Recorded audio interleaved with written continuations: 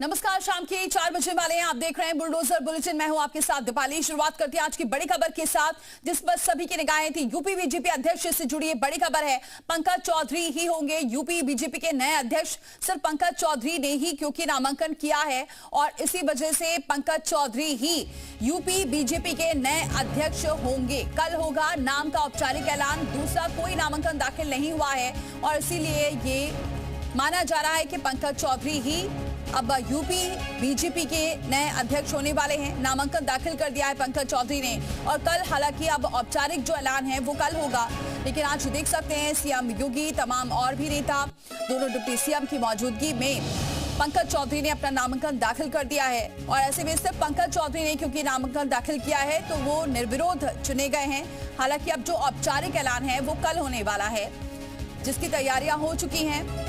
तमाम जो प्रस्तावक थे वो भी साथ थे। देख सकते हैं आप, स्मृति ईरानी, स्वतंत्र देव सिंह, सीएम योगी और दोनों ही डिप्टी सीएम मौजूद थे और उन्हीं की मौजूदगी में पंकज चौधरी ने अपना नामांकन दाखिल कर दिया। कल देर शाम तक बैठक चली और बैठक में नाम पर चर्चा चलती रही और तब से ही कयास लगाए जा रहे थे। हालांकि जी उत्तर प्रदेश उत्तराखंड ने पहले ही ये बता दिया था कि पंकज चौधरी ही इस रेस में सबसे आगे हैं और जी उत्तर प्रदेश उत्तराखंड की खबर पर मोहर भी लगती दिखी, क्योंकि जी उत्तर प्रदेश उत्तराखंड ने पहले ही बताया था कि पंकज चौधरी का नाम सबसे आगे चल रहा था और किस वजह से नाम आगे चल रहा था ये भी डिटेल हमने आपको बताई थी।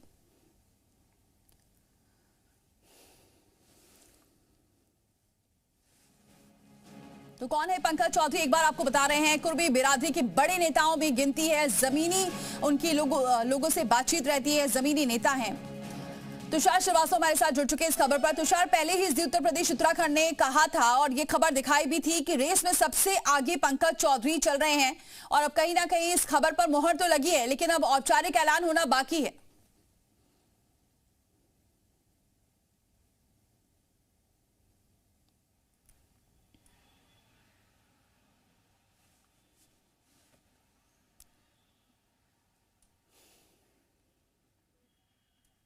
विशाल हमारे साथ बने हुए। विशाल, जी उत्तर प्रदेश उत्तराखंड ने इस खबर को पहले ही दिखाया था और सबसे आगे पंकज चौधरी का नाम चल रहा है रेस में, ये भी दिखाया था। औपचारिक ऐलान होना बाकी है अभी।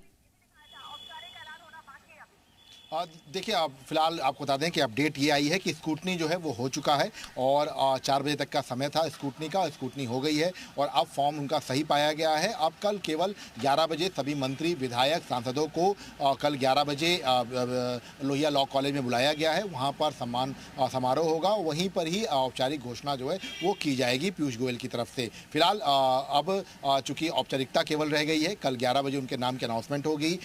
एक जो उम्मीदवार के तौर पर उनका नामांकन रहा, 4 सेट में उन्होंने नामांकन दाखिल किया और उसके बाद इस पूरे मामले में अब जो है, जो दूसरा फॉर्म नहीं आया तो अब निर्विरोध होगा। किसी तरह से कोई प्रांतीय सदस्य जो है वो वोट नहीं करेगा। इसके साथ साथ आपको बता दें कि इस पूरी प्रक्रिया की अगर हम बात करें तो इस पूरी प्रक्रिया में जो स्कूटनी थी वो स्कूटनी हो गई है, स्कूटनी कंप्लीट कर ली गई है। फॉर्म चारों सही पाए गए हैं और अब उनका जो प्रक्रिया है, जो प्रदेश अध्यक्ष के ऐलान की, वो कल सुबह 11 बजे से शुरू होगी और 1 बजे के आसपास ऐलान कर दिया जाएगा। बिल्कुल, लेकिन विशाल, अगर हम बात करें पंकज चौधरी की, क्या वजह रही जो इनका नाम सबसे आगे रहा है और आखिरकार अकेले पंकज चौधरी ने ही नामांकन किया है? किस वजह से उन्हें चुना गया? क्योंकि लगातार बहुत दिनों से बहुत सारे नामों की चर्चा हो रही थी, लेकिन अचानक से फिर पंकज चौधरी का नाम सामने आया।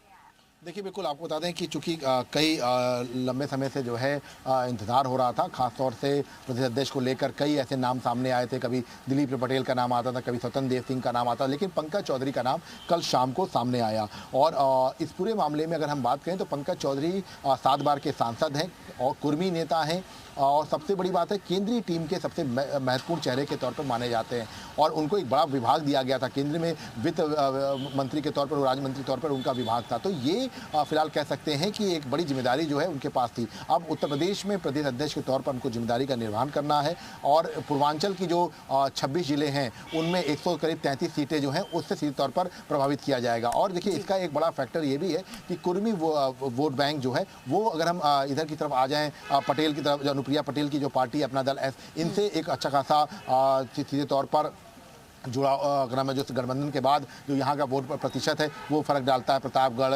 प्रयागराज, मिर्जापुर, सोनभद्र और निषाद पार्टी की तरफ चले जाते हैं तो निषाद पार्टी जो है कुशीनगर, गोरखपुर, वहाँ पर भी समीकरणों को देखते हुए ये नाम डिसाइड हुआ। बहुत शुक्रिया विशाल, ये जानकारी